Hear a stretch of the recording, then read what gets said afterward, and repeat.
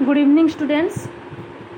आज आम गोटे नुआ चैप्टर पढ़ा जोटा तुम fast chapter of second year jar ना है सॉलिड स्टेट।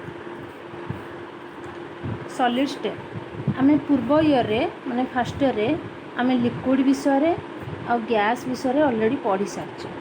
ठीक अच्छे गैस रो सब लॉज आम पढ़ी बॉयल्स लॉ, चार्ल्स लॉ, आउर तुम एवोगाड्रोस लॉ।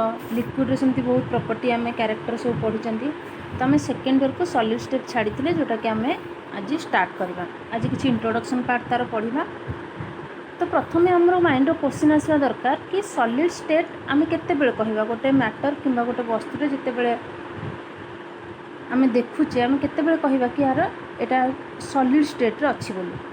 आम छोट बड़ू जानीचे तार फिक्स मास थिबो, फिक्स वॉल्यूम थिबो, तार फिक्स शेप थिबो। सेते आम गोटे स्टेट को कि गोटे मैटर को कहवा कि ये सॉलिड स्टेट रे अच्छी बोली। किंतु लिक्विड स्टेट रे आमर कौन थाए फिक्स शेप न थाए, तार वॉल्यूम थिले भी तार फिक्स न थाए शेपटा। आ गैसीय स्टेट रे तुमर ना शेप ना वॉल्यूम किसी भी तार फिक्स थाए। तो ये सब छोट छोट जिनिस आम बहुत छोट क्लास रू जानी। तो एबे कौन पढ़ा आमर सॉलिड स्टेट रे आम जानी कि जो भी आम मैटर देखुचे कि जानीचे तांको भितरे तांकर पार्टिकल्स मानकु नेकी ही गोटे स्टेट आसी। पार्टिकल्स मानकु नेकी ही गोटे मैटर तैयारी होता है। तांको भितरे एटम्स किंबा मॉलिक्यूल जो पार्टिकल माने थांती तांको नेकी गोटे मैटर तैयारी होता है। सेमती जदि सॉलिड स्टेट अच्छी ताहले तांकर पार्टिकल्स माने बहुत टाइटली पैक होगी थांती, माने बहुत क्लोजली पैक होई थांती। किंतु लिक्विड स्टेट रे कौन हुए टिके लूजली से माने पैक होई थांती, माने तांको भितरे सेमानक भितरे गैप टिके रही थाए। सेमती गैसीय स्टेट रे से माने बहुत फ्रीली मूव करती, माने से माने बहुत रैंडमली मूवमेंट करथांती। आम एगुड़ा सब जानीचे माने आमर इंटर एटॉमिक पार्टिकल जहाँ भी अच्छी मैटर भितरे जदि से माने टाइटली पैक होइके अच्छंती, माने क्लोजली पैक होइके अच्छंती, तांको भितर कोनोसी गैप नाही, सेटा को आम कहबा से माने सॉलिड स्टेट रे अच्छंती। जेतेबे टिके लूजनेस आसी जाउछ तांको भितरे सेतेबे आम कहबा सेटा लिक्विड स्टेट रे अच्छे। आ जेतेबे बहुत फ्रीली पार्टिकल्स माने मूव करूथांती आम कहबा सेतेबे से गैसीय स्टेट रे अच्छी। ये होची सॉलिड, ये होची लिक्विड, ये होची गैस। ठीक अच्छे ये जो लिक्विड स्टेट रे किंबा गैसीय स्टेट रे जो पार्टिकल्स माने अच्छंती से माने मूवमेंट करि पारंती। गैसीय स्टेट ए पार्टिकल एपट को जाई परिबो, ए पार्टिकल एपट को आसी परिबो, केही भी कुआड भी जाई परिबे। किंतु लिक्विड स्टेट रे मध्ये जाई परिबे। किंतु सॉलिड स्टेट रे तुमरो कोन है ना से माने कुआड भी मूव करि पारंती नाही, से माने गोटे जगह रे फिक्स हेकि रहंती। को माने तुमरो मैटर भितर जो एटम किंबा मॉलिक्यूल जो पार्टिकल माने अच्छंती से माने मूव करि पारंती नाही। किंतु से माने तांको भितरे कौन ऑसिलेट करि पारते, माने से ता पोजीशन रे थाई कि ही गोटे प्रकार वाइब्रेशन से करि पारिबो। के विषय आम पढ़ा आगु को गले एतिकी जानी था कि से माने मीन पोजीशन रे माने तार निज पोजीशन रे थाई कि केवल से ऑसिलेशन करि पारते, माने एपट सेपट खाली टिके हे परिबे किंतु निज पोजीशन रो से माने हटिबे ना। ठीक अच्छे आमर जनरल डिफरेंस जदि मु कहिबी सॉलिड लिक्विड और गैस रहला एतिकी। तो नेक्स्ट आम देखा कि सॉलिड स्टेट रो कौन कौन कैरेक्टरिस्टिक सब रही। सॉलिड स्टेट रे आमर कौन कौन प्रॉपर्टीज सब रही जोटा कि आम नेक्स्ट पढ़ा। तो तार कैरेक्टर कौन कौन सॉलिड स्टेट रो कैरेक्टर सब कौन कौन। फर्स्ट कौन they have definite mass, volume and shape. They have fix mass माने तांकर मास, सेमानकर वॉल्यूम आउ सेमानकर शेप। ये तीनटा जिनिस सॉलिड स्टेट रे फिक्स थाए। ठीक अच्छे किंतु तुमर लिक्विड स्टेट रे तार वॉल्यूम फिक्स थिले मध्य तार शेप फिक्स न थाए। से जो कंटेनर रे रहिबो से तार शेप नै जिवो। आ गैसियस रे तो से ना वॉल्यूम फिक्स ना शेप फिक्स। तो फर्स्ट पॉइंट कोन तुमर मास, वॉल्यूम एंड शेप तीनटा जाको सॉलिड स्टेट रे फिक्स। नेक्स्ट कोन सेकेंड है तुमर इंटरमॉलिक्यूलर डिस्टेंस बहुत कम। मु जते कहली कि सॉलिड रे तुमर भीतर सब पार्टिकल्स माने अच्छंती, से पार्टिकल माने एते टाइटली पैक हेकी अच्छंती, एते क्लोजली पैक हेकी अच्छंती कि तांको भीतर डिस्टेंस बहुत कम, माने पूरा लागी लागी ही अच्छंती। ता माने intermolecular distance are very short. Third point कौन इंटरमोलिकुलर फोर्सेस आर स्ट्रॉन्ग माने तांको भितर जो फोर्स अच्छे से माने एते पाखरे अच्छे तो ऑब्वियसली तांको भितर फोर्स बहुत स्ट्रॉन्ग रहिबो तो तुमर नेक्स्ट पॉइंट है कि तांको भितर जो फोर्स ऑफ अट्रैक्शन टा थाए सेटा बहुत ही स्ट्रॉन्ग थाए तापर तुमर नेक्स्ट पॉइंट है कि तांकर कॉन्स्टिट्यूएंट पार्टिकल जो पार्टिकल माने अच्छंती से मानकर फिक्स्ड पोजीशन थाए फिक्स्ड पोजीशन से मानकर थाए से मानकर जो जगह से जगह नु से माने केबे हटंती नाही से गोटी जगह रे ही बसी के रहिबे किंतु से माने ऑसिलेशन करंती केवल तांकर मेन पोजीशन जो भी पोजीशन से माने फिक्स हे कि रहिले से माने सेही पोजीशन रे थाई कि केवल ऑसिलेशन ही करि पारंती ठीक अछि and last point is they are incompressible and rigid माने कोन तांको हमें आउ कंप्रेस करि परिबा नै से माने तो आगरु ही एते टाइट हे कि अछंती एते पाखा पाखी आमे ताको आउ केते कंप्रेस करबा आमे आउ कंप्रेस करि परिबा नाही से माने ऑलरेडी ही बहुत कंप्रेस हे कि अछंती सॉलिड स्टेट तो जनरल कैरेक्टर तुमरो देखिया गले एतिकी ही आसीबो कि से मानकर फिक्स मास वॉल्यूम आउ शेप थाए तांकर इंटरमोलिकुलर डिस्टेंस बहुत शॉर्ट थाए तांकर फोर्स ऑफ अट्रैक्शन किंबा इंटरमोलिकुलर फोर्स बहुत स्ट्रांग थाए से मानकर पार्टिकल्स जो कॉन्स्टिट्यूएंट पार्टिकल्स थांती से मानकर पोजीशन फिक्स थाए किंतु से माने निजर मेन पोजीशन रे रही कि केवल ऑसिलेट ही करि पारंती आ से माने बहुत रिजिड आ इनकम्प्रेसिबल ठीक अछि नेक्स्ट देखिबा हमें तुमरो टाइप्स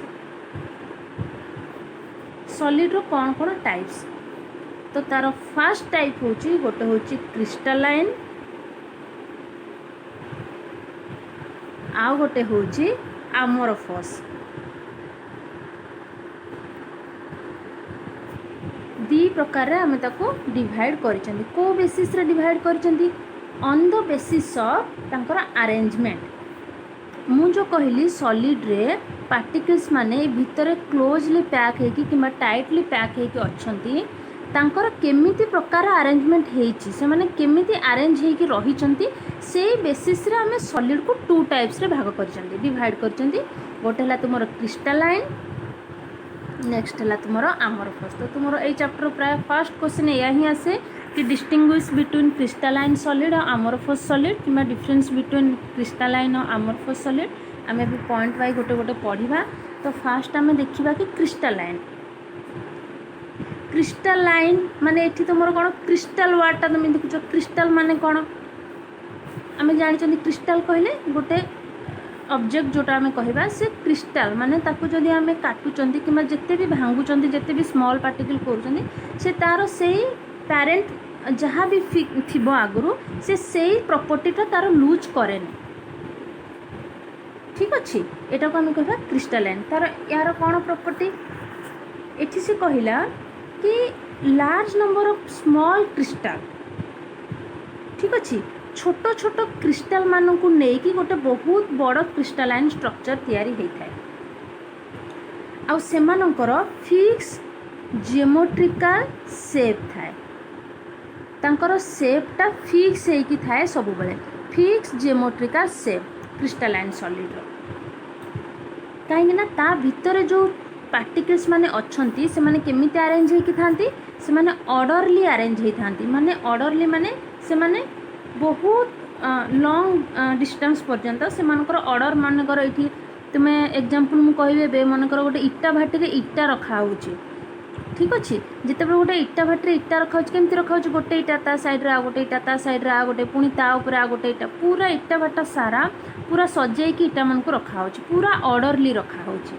ठीक अच्छे तांकर पीरियडिकली पूरा सेम अरेंजमेंट तुम्हें पाइबो बहुत दूर पर्यंत सेमती क्रिस्टलाइन स्ट्रक्चर रे मध्य तुमर बहुत दूर पर्यंत से मानकर ऑर्डरटा पूरा फिक्स होइकी थाए माने प्रॉपर्ली से माने ऑर्डरली से माने रही थांती कोथरे तुमर क्रिस्टलाइन सॉलिड रे ठीक अच्छे से आम आपको कहती कि क्रिस्टलाइनटा हूँ तुमर लॉन्ग रेंज ऑर्डर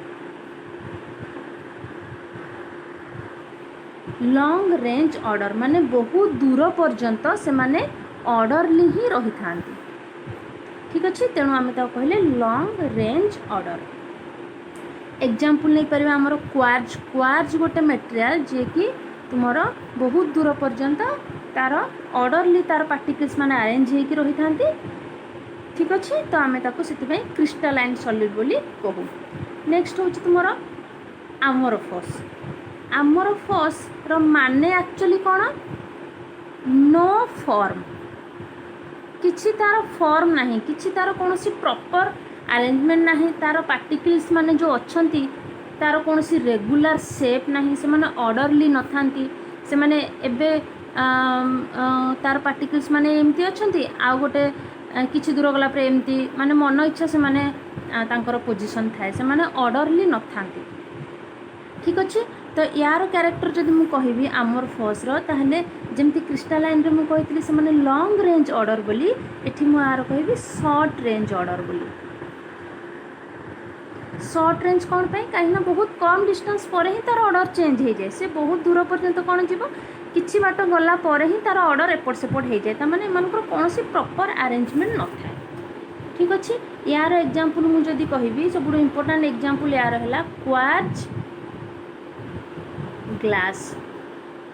क्रिस्टालाइन रे मु कहितली एग्जांपल तार क्वार्ट्ज, किंतु क्वार्ट्ज ग्लास जो मटेरियलटा से तुम आमोरफस, से जो पार्टिकल्स माने अच्छंती से मानकर कौनसी कौन फिक्स माने ऑर्डरली से माने न थांती तार पार्टिकल्स माने। आउ तुम एग्जांपल नहीं पारिबो ग्लास, ग्लासटा देखा जाए क्रिस्टालाइन किंतु से एक्चुअली क्रिस्टालाइन नुह।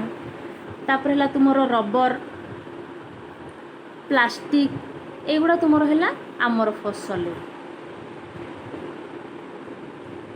ठीक अच्छे, नेक्स्ट तुमर पॉइंट है क्रिस्टालाइन सॉलिड जो माने थांती से मानकर शार्प मेल्टिंग पॉइंट थाए। क्रिस्टालाइन मानकर क्रिस्टालाइन रो शार्प मेल्टिंग पॉइंट थाए, किंतु आमोरफस सॉलिड रो शार्प मेल्टिंग पॉइंट न थाए। ठीक अच्छे, बहुत माने अधिका टेम्परेचर तार न थाए। ठीक अच्छे, नेक्स्ट आसला मोर आउ गोटे प्रॉपर्टी कि crystalline solids are anisotropic in nature, anisotropic in nature. कौन से अनआइसोट्रोपिक, सेमती आमोरफस सॉलिड रो प्रॉपर्टी कौन आइसोट्रोपिक, तार ऑपोजिट। हम देखिबा अनआइसोट्रोपिक और आइसोट्रोपिक कौन मन रखिबो। क्रिस्टालाइन सॉलिड रो अनआइसोट्रोपिक प्रॉपर्टी शो करे से, आ आमोरफस केस रे से आइसोट्रोपिक शो करे।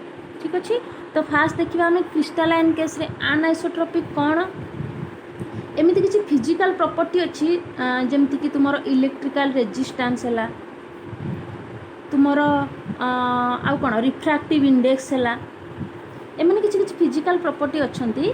एमाने कौन करंती डिफरेंट वैल्यू डिफरेंट डायरेक्शन रे एमानकर वैल्यू अलग अलग शो हो जाए, माने अलग अलग डायरेक्शन रे एमानकर वैल्यू अलग अलग आसे। ए नेचरटा को आमे कहबा अनआइसोट्रोपिक, जोटा कि तुमर क्रिस्टालाइन सॉलिड देखाए। सेमती आमोरफस केस रे कौन हबो आइसोट्रोपिक, माने यार डिफरेंट डायरेक्शन रे सब बेले सेम वैल्यू ही देखेबो। मनकर इलेक्ट्रिकल रेजिस्टेंस है, रिफ्रैक्टिव इंडेक्स है, एमानकर वैल्यूटा सब डायरेक्शन रे सेम आसीबो। को केस रे आमोरफस केस रे, किंतु क्रिस्टालाइन केस रे तुमर सब डायरेक्शन रे एमानकर वैल्यू सब अलग अलग आसी जाए, माने चेंज हो जाए। तेणुक आम यार प्रॉपर्टीटा को कहबा आमोरफस केस रे तुमर आइसोट्रोपिक इन नेचर, किंतु क्रिस्टालाइन रे कहबा अनआइसोट्रोपिक इन नेचर। ठीक अच्छे, एगुड़ा थिला तुमर जनरल प्रॉपर्टी क्रिस्टालाइन और आमोरफस भितर जनरल डिफरेंस। आ गोटे इंपोर्टेंट कथा है आमोरफस सॉलिड को आउ गोटे ना अच्छी आम कहती स्यूडो सॉलिड। स्यूडो सॉलिड कौन पाई, स्यूडो माने कौन, स्यूडो माने है फॉल्स माने मिछ, से एक्चुअली सॉलिड नुह। आम ना देते तार आमोरफस सॉलिड, किंतु से है स्यूडो सॉलिड। स्यूडो सॉलिड माने आमोरफस आम जानी सॉलिड रो पोजीशन फिक्स, सॉलिड रो पार्टिकल्स मानकर पोजीशन फिक्स, तार मास वॉल्यूम शेप सब किछि फिक्स। किंतु आमोरफस केस रे कौन हुए ना, तार जो पार्टिकल्स माने अच्छंती तार गोटे टेंडेंसी अच्छी, टेंडेंसी टू फ्लो, जेमती लिक्विड आउ गैस रो अछि, किंतु सेमानक भली से एते रेट रे फ्लो करेनी, बहुत ही स्लो।